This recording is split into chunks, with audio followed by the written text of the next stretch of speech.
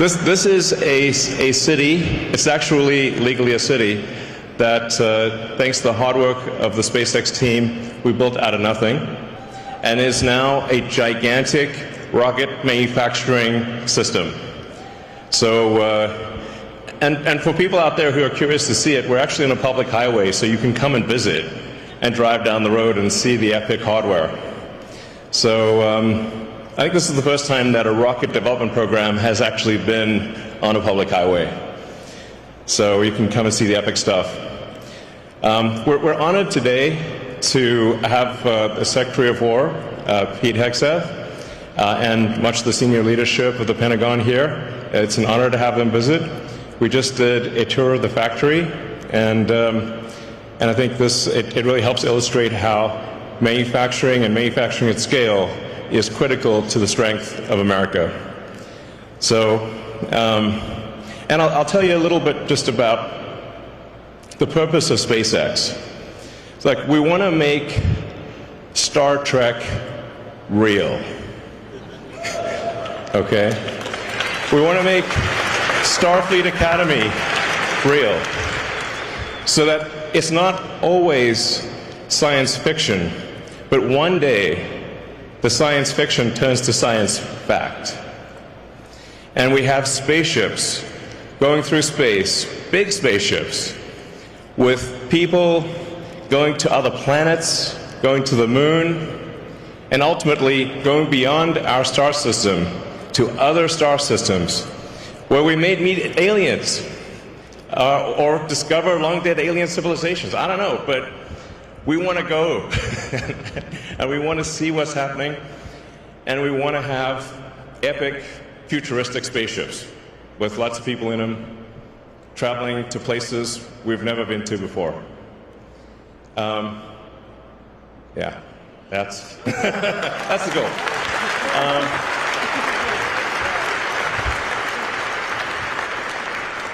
And that's what I think the public thinks of when they think of Space Force. So, on that note, I'd like to introduce the Secretary of War, Pete Hegseth.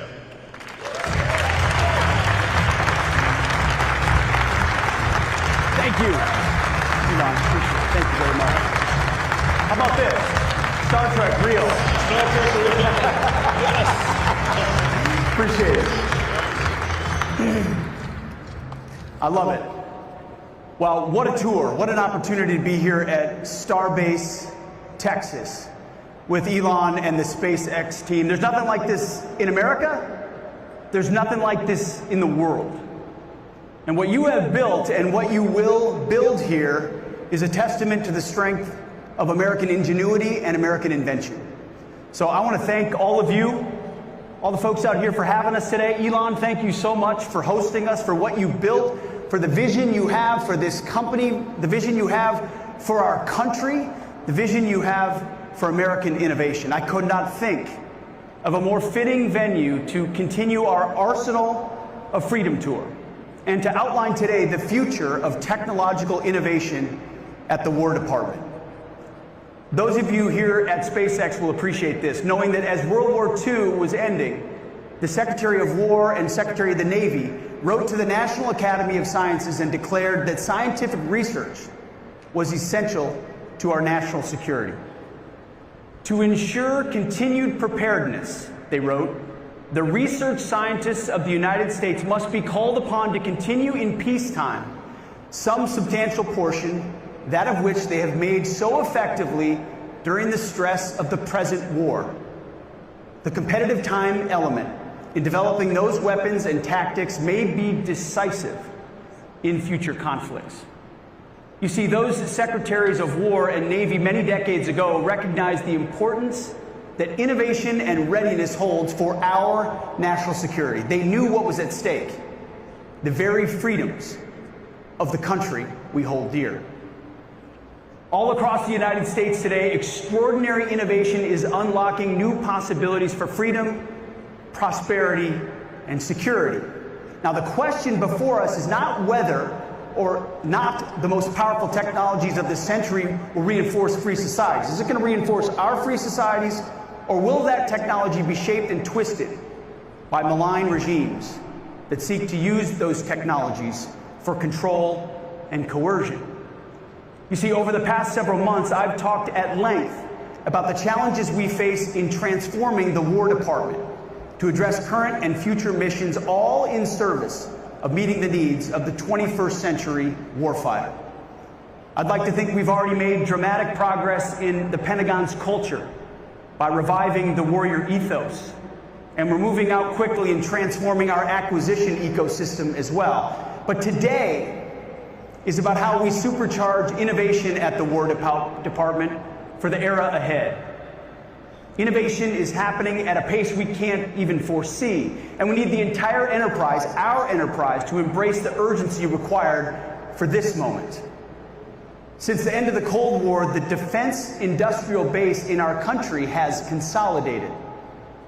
This makes it difficult, if not impossible, for new creators of technical innovations to win business at our department. The result is a risk-averse culture that prevents us from providing our warfighters with the best resources that America has to offer. That ends today. Simply put, the United States must win the strategic competition for 21st century technological supremacy. Artificial intelligence, autonomous systems, quantum, hypersonics, and long-range drones. If you talk to Elon Musk long enough, he will tell you how important hypersonics and long-range drones are, and he's 100% correct. Space capabilities, directed energy, and biotechnology are the new areas of global competition. The challenge is that our legacy approach to technological development assumes that technology moves in a predictable, linear conveyor belt from lab to design to development to prototype to test and qualify to program of record, and can only be provided by a handful of companies that have consolidated dramatically. Now, while this system provided us with the weapons that won the Cold War, it is archaic and inconsistent with the novel threat environment that we face today. At its core, this old approach has the hubris to assume that you can easily predict the future, that you can foresee how an invention becomes a weapon in 8 easy steps, 3 decades from first discovery. Our system cannot keep treating innovation as a decades-long, one-way march that dramatically reduces who and what is able to run the gauntlet at our department to get the capability to the warfighter. Until this administration, the Trump administration, the department's process for fielding new capabilities had become just one more post-Cold War peace dividend relic that has not kept up with the times. Worse than that, we've done nothing but add layer upon layer of committees and councils that coordinated but never decided. We created endless projects with no accountable owners. We have high churn with little progress and few outputs. That sounds about like the exact opposite of SpaceX. We treated innovation as a box to check, not an outcome to deliver. In short, when it comes to our current threat environment, we are playing a dangerous game with potentially fatal consequences. We need innovation to come from anywhere and evolve with speed and purpose. You see, America's open scientific community is an advantage authoritarian regimes cannot replicate. They can read our scientific papers and copy our invention or distill our AI models, but they cannot replicate a culture like this one of open and distributed research. We need to be blunt here. We can no longer afford to wait a decade for our legacy prime contractors to deliver the next perfect system, only to find that it's delivered years behind schedule and cost 10 times what it should. Winning requires a new playbook. Elon wrote it with his algorithm. Question every requirement, delete the dumb ones, and accelerate like hell. That's why I want to make clear across the War Department and for our partners in the private sector that our Undersecretary of War for Research and Engineering, Emil Michael, right here in the front row, is the War Department's single chief technology officer. One CTO, for the entire enterprise. Novel concept. As the sole CTO, Emil will set the technical direction, lead the innovation ecosystem that will welcome progress from anywhere it resides. And he'll tell me, face to face, every day, and frankly, whether we are gaining or losing the technology and innovation competition. He'll have the decision authority and will lead through rigorous evaluation with a focus on real, measurable outcomes. Now, Congress, and we have many members of Congress with us here today, will be our partner in this.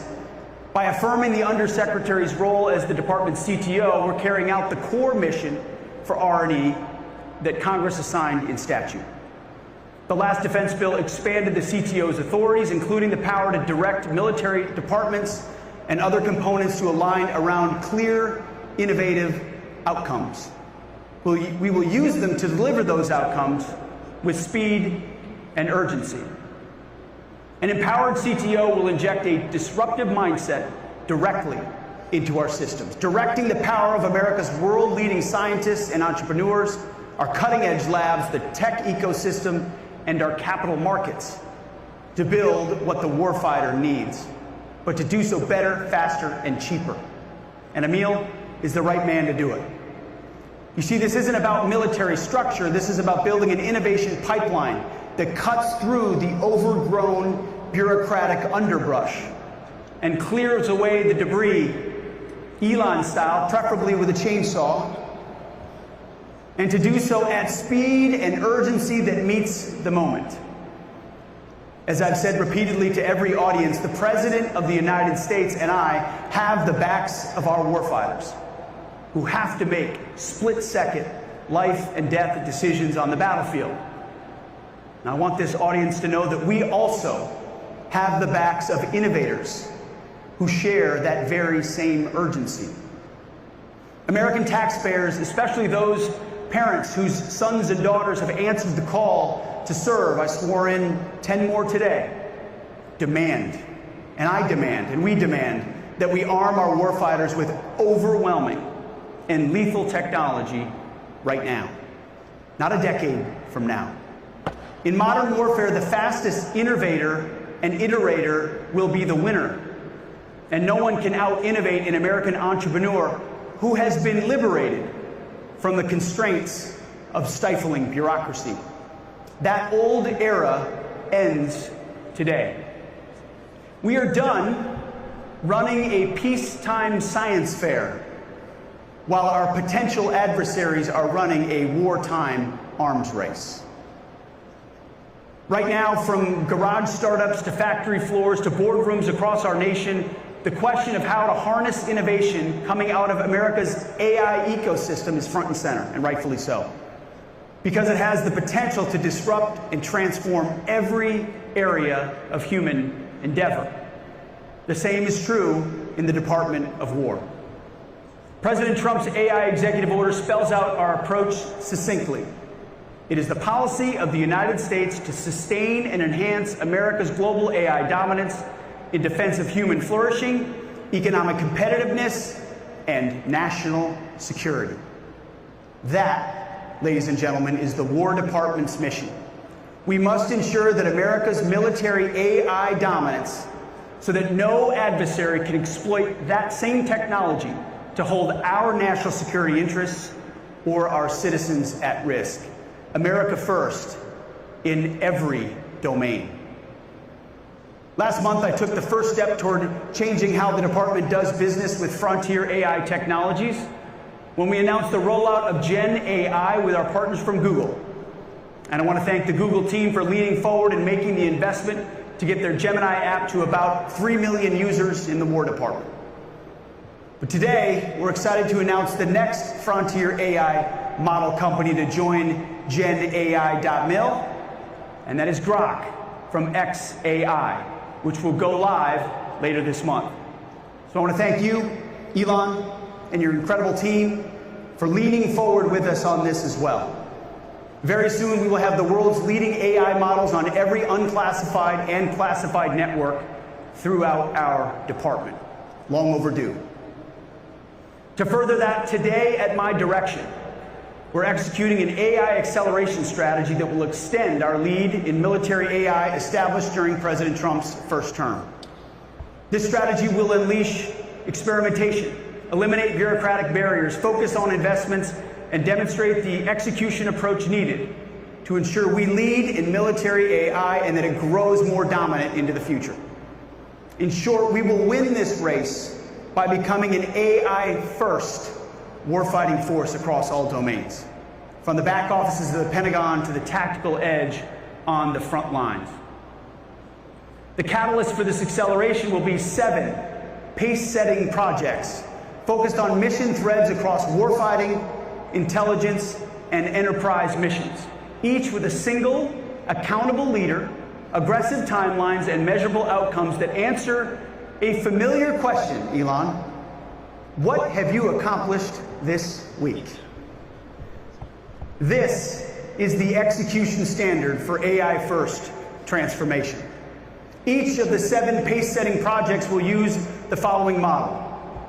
1 owner who reports monthly on their progress. These projects will not be run in a vacuum, but will work directly with warfighters and transition partners to ensure we incorporate real-time operational feedback.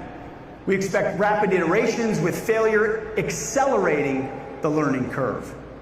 These are not science projects. They are not governance boards. They are the execution standard for the entire department.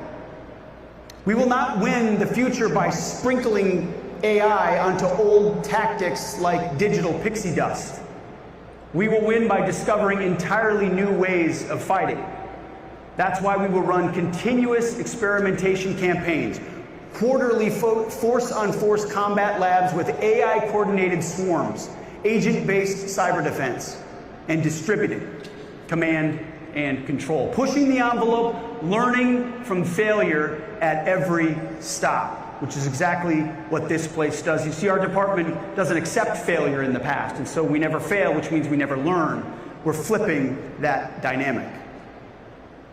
Before talking about the new rules of the game, let me talk about a little bit more about our new team, because no game can be won without the right team. And we're proud to announce that Mr. Cameron Stanley has been appointed the new Chief Digital and Artificial Intelligence Officer, CDAO, of our War Department.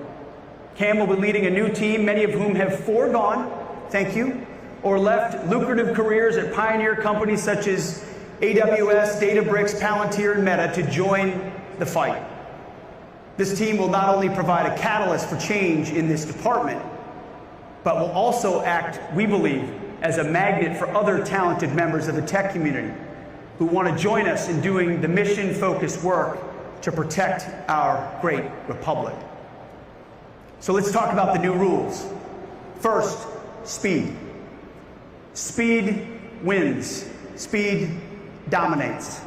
Our enterprise currently operates on staffing and committee cycles measured in months and years, and that's unacceptable. Military AI is going to be a race for the foreseeable future, where the risks to U.S. national security of moving too slowly outweigh the impacts of imperfect alignment. To do this, Cam and his team at CDAO will define AI deployment velocity metrics for all the pace-setting projects in the next 30 days, and report at least monthly after that. These will become the new benchmarks for programs across the department. Second, bureaucratic blockers. If you work with Elon, you know he finds the blockers and you remove them. We will take a wartime approach to people and policies that block this progress. You want to block? You can work somewhere else. Barriers to data sharing, authority to operate, or ATOs, test and evaluation, and contracting are now treated as operational risks, not simply bureaucratic inconveniences. We are blowing up these barriers. That's why today, at my direction, I'm establishing a barrier removal SWAT team under R&E with the authority to waive non-statutory requirements and escalate to our great Deputy Secretary Steve Feinberg anything that slows down the acceleration of AI capabilities. Third, compute resource. We will invest heavily in expanding our access to AI compute, from data centers to the tactical edge. and will tap into hundreds of billions of dollars in private capital flowing into American AI. President Trump's executive order has directed us to build data centers on military land and to work with the Department of Energy to ensure that we dramatically increase the number and breadth of resources needed to power this computing infrastructure. We will work together with our partners at Google and AWS and Oracle and SpaceX, Microsoft and others on these initiatives. Fourth pillar, especially in this room, you'll understand it, is talent. We will use every hiring and pay authority available to us to bring the best American technical talent and reward effective AI transformations by our workforce. We're going to heavily leverage President Trump's Tech Force initiative to bring in the best and brightest from industry and academia. With people like Elon, David Sachs, Emil, Mike, and others from the entrepreneurial and business world already in government, we have shown that we can and that we must enlist the world's leading talent in this cause. Fifth, responsible AI. Today I want to clarify what responsible AI means at the Department of War. Gone are the days of equitable AI and other DEI and social justice infusions that constrain and confuse our employment of this technology. Effective immediately, responsible AI at the War Department means objectively truthful AI capabilities employed securely and within the laws governing the activities of the department. We will not employ AI models that won't allow you to fight wars. We will judge AI models on this standard alone. Factually accurate, mission relevant, without ideological constraints that limit lawful military applications. Department of War AI will not be woke. It will work for us. We're building war-ready weapons and systems, not chatbots for an Ivy League faculty lounge. Sixth, and finally, data. AI is only as good as the data that feeds it. And the U.S. military has an asymmetric data advantage from 2 decades of military and intelligence operations that no other military in the world can replicate. But right now, we are underutilizing this advantage. Too much of our data is stranded. It's stuck in bespoke program databases, locked behind Title 10 or Title 50 stovepipes, invisible to operators, engineers, and industry who can help us exploit it with winning speed and scale. And that's why today, at my direction, CDAO will exercise its full authority to enforce the DOW data decrees and make all appropriate data available across federated IT systems for AI exploitation, including mission systems across every service and component. Each service secretary and component head will submit catalogs of their current data assets to the CDAO within 30 days. Denials of data access requests will be reported to the CTO within 7 days, and they better have a good justification. Today, I'm also directing the Undersecretary for Intelligence and Security, Brad Hansel, to ensure appropriate data from across our intelligence enterprise receives the same treatment and can be fully leveraged to warfighting capability development and operational advantage. AI is only as good as the data that it receives, and we're going to make sure that it's there. Persistent barriers to data access will be escalated to the Deputy Secretary of War for resolution, with authority to reassign or terminate personnel or withhold funding from non-compliant activities within the statutory limits. We'll be clear here. As I said, data hoarding is now a national security risk, and we will treat it that way. AI is an important part of the future, but here's another truth that we've ignored for too long. Beyond AI, we've treated every other kind of innovation as if they're the same. As you know, they're not. We need to break down unnecessary barriers to rapid technological development, adoption, and transition. Some of you will remember this. A generation ago, one of my predecessors, in a dinner speech to industry now infamously known as the Last Supper, advocated for the consolidation of our defense industrial base. This consolidation created a closed innovation ecosystem dominated by just a handful of prime contractors. The results have been characterized by soaring costs, sluggish delivery, and stagnant innovation. That's what President Trump's recent executive order on the defense industrial base and defense companies seeks to address. It makes crystal clear that the priority of the legacy prime contractors must be our nation's national security, not the next earnings call. That means less focus on stock buybacks and more investment on the men and women on the factory floor. It means less stockholder dividends and more investment in infrastructure, plant, and equipment. Today, that old era comes to an end.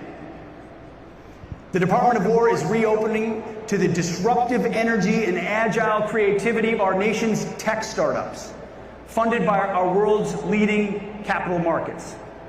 I'm directing my Chief Technology Officer to lead this charge, and his wingman, as always in this effort, Undersecretary for Acquisitions and Sustainment, Mike Duffy. For too long, we organized our ecosystem around stages and silos, labs over here, so-called rapid units over there, commercial outreach in a different building or on another coast altogether, and warfare fighters somewhere at the end, almost an afterthought. The result is duplication, drift, and confusion.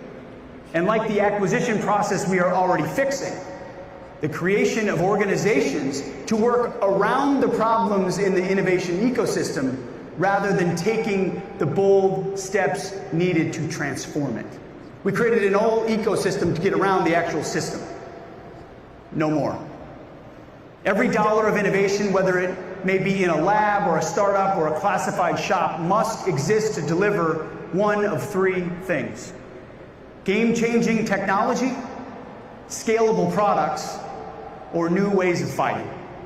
If it's not doing one of those three things at speed, it will be realigned or it will go away. And that's why I'm entrusting Emil as the CTO to ensure that this directive across the department is rapidly carried out. Emil, you're going to be busy. Again, what we're talking about today is a transformation in the way we think about innovation. In requirements reform led by Mike Duffy, we killed an old model, a sclerotic model, and rewired the department so that problems, money, and experimentation live in one system. In acquisitions reform, we killed the defense acquisition system and created accountable portfolio acquisition executives, making speed to delivery our organizing principle. We're going to do the same for technological innovation.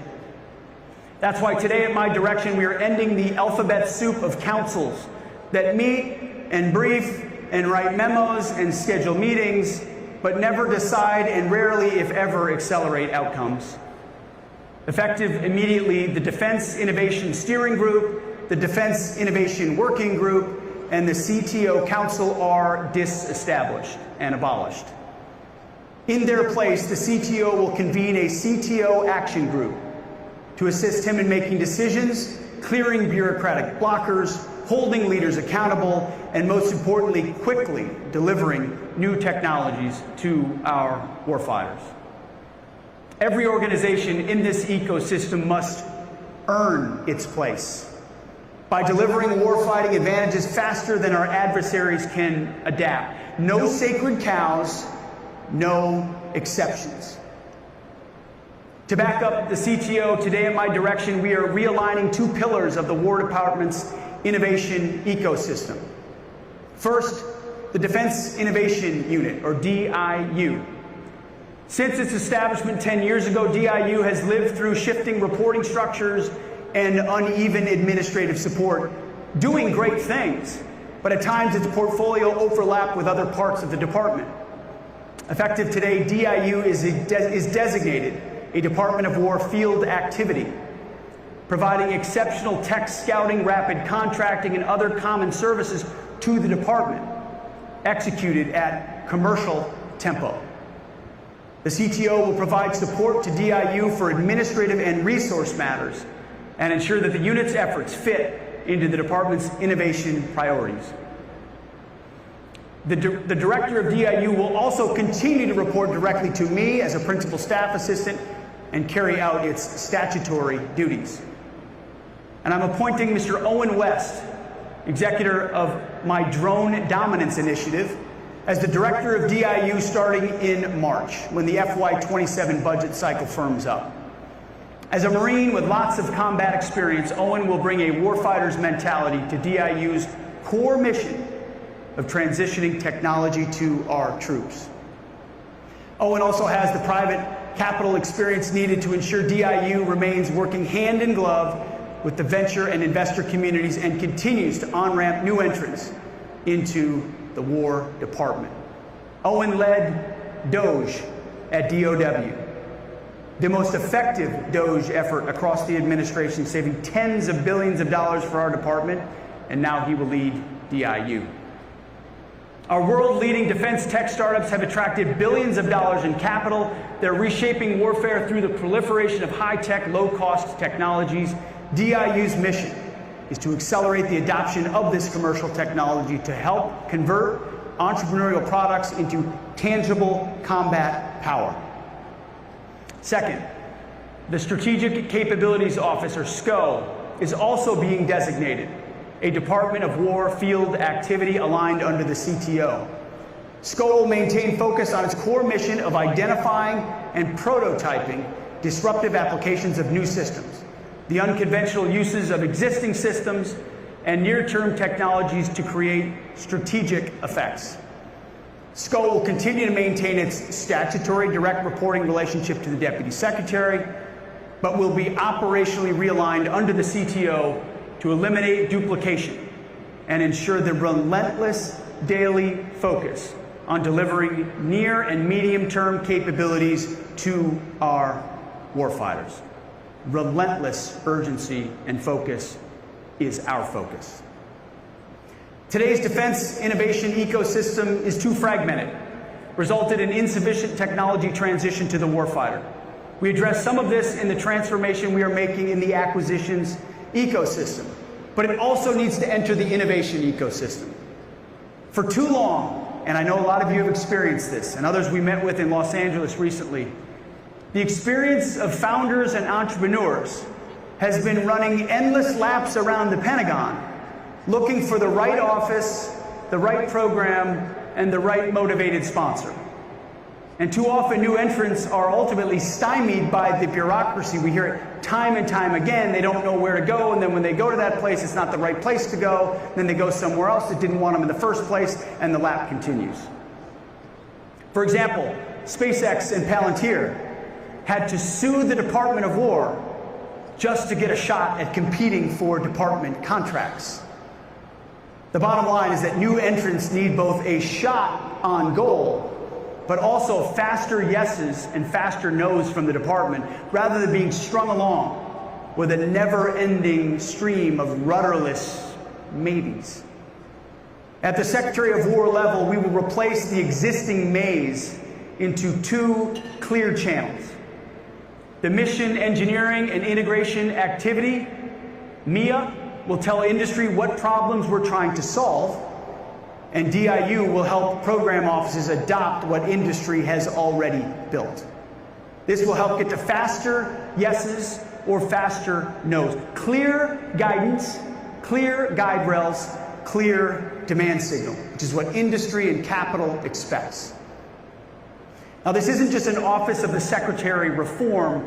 The services need to transform their innovation ecosystems as well: the Army, the Navy, the Space Force, the Marine Corps, and the Air Force. That's why today, at my direction, our military services will take the following actions. Within 90 days, the secretaries of the military departments will brief the CTO on service innovation plans, how they will consolidate, streamline, and refocus their labs, research expertise, experimental units, and rapid capability offices around 3 innovation outcomes. Our 60-plus labs are a national asset, but it's past time they were organized to deliver and not just to discover. And beginning with the fiscal year 2028 budget, every portfolio acquisition executive will fund an innovation insertion increment, III, dedicated money for the last mile, integration test and rapid insertion of validation solutions into fielded systems. Innovation cannot be centralized, and it should not be. In fact, hope it's okay I name them, but just this past weekend I received an email, a proposal from an Army captain named Drennan Green, who I've known for a while. He had a detailed plan about how he and his unit wants to deploy AI. Innovation can and should come from anywhere and anyone, wherever those best ideas reside. We're going to bring that good captain in and hear from him. How can we apply those tools in his unit and other units, bottom up, not just top down? The military services and program offices own the last mile. And to that end, I'm directing the services to establish that III, Innovation Insertion Increment, within the budgets of all program portfolios. This will ensure that they have funds set aside to quickly integrate innovations during weapons system development. This will be a tool to free new, innovative, cutting-edge weapons and improvements from the constraints of yearly budget cycles. Here you iterate in terms of hours and days, maybe weeks. In Washington, we talk in terms of months, years, and oftentimes multi-years. It's too slow. The CTO ecosystem will give them the supply. Services are contributors to this ecosystem, not bystanders. They must deliver outcomes, and they must deliver overmatch. And speaking of budgets and budget cycles, you may have seen President Trump's truth post of a few days ago.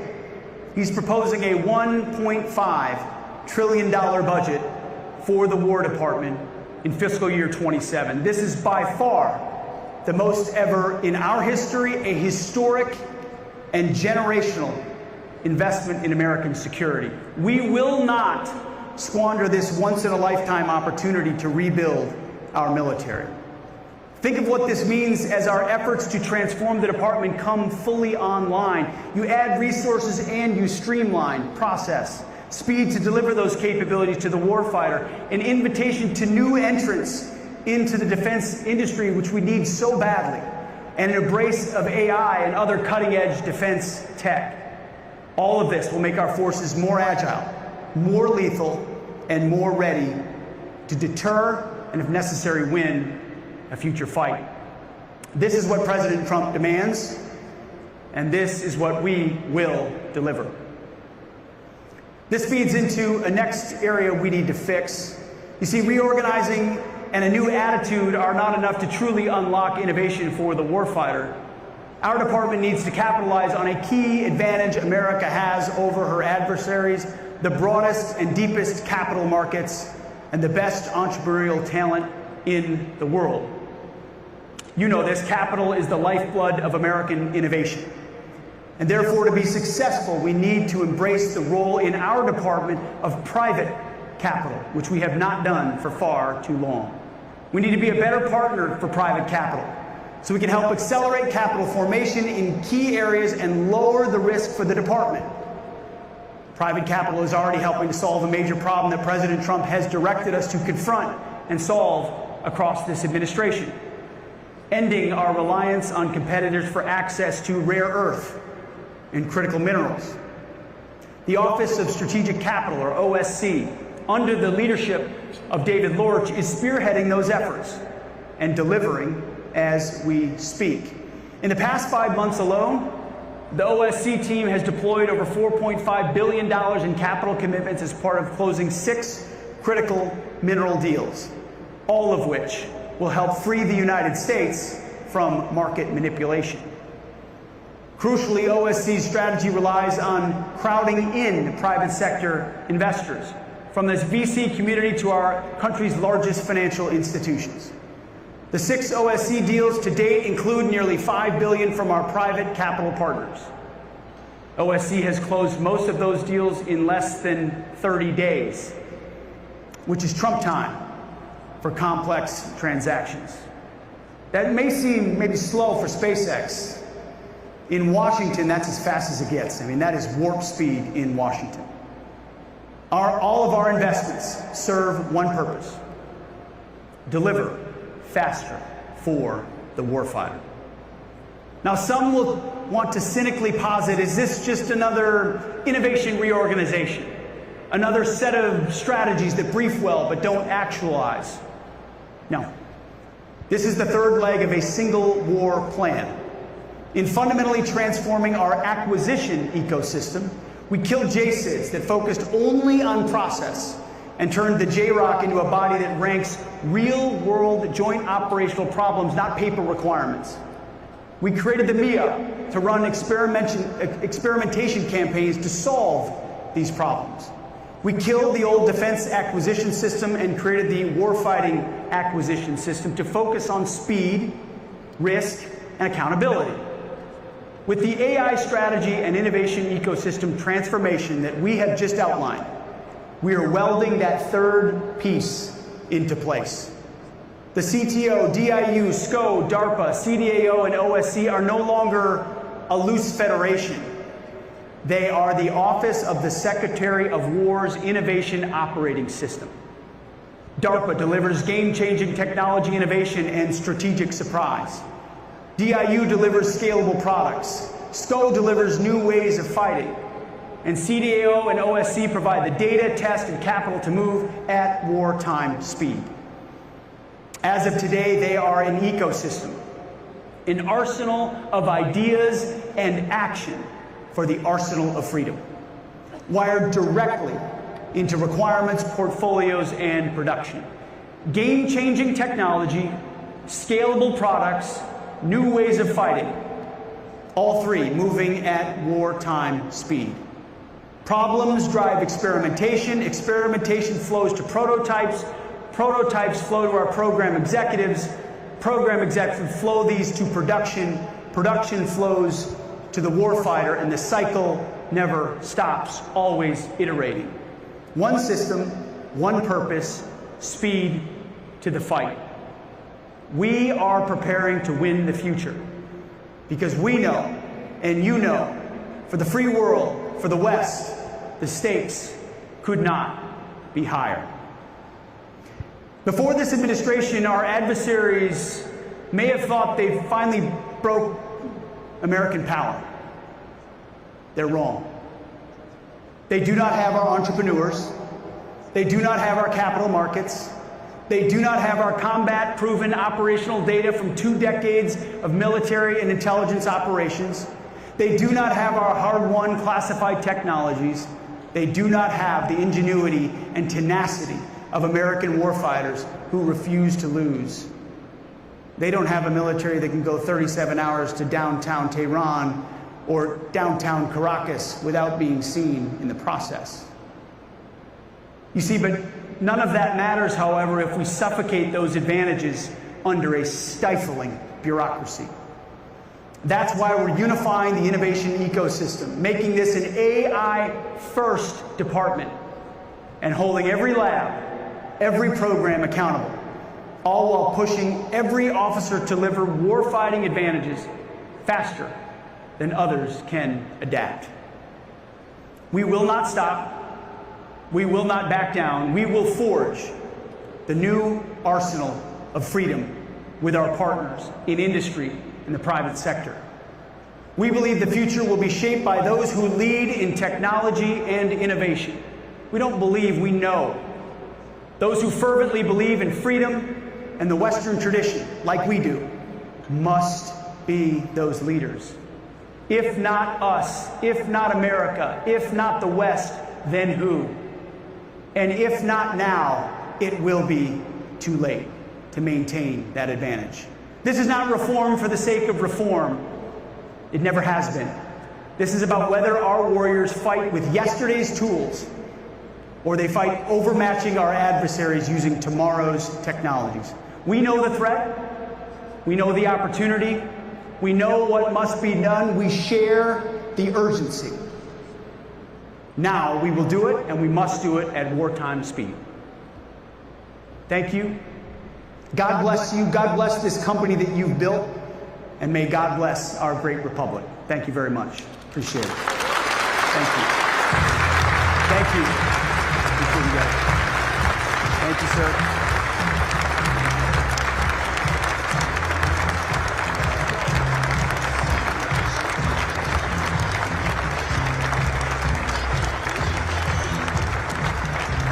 Ladies and gentlemen, please hold at your seats until the departing of the official party.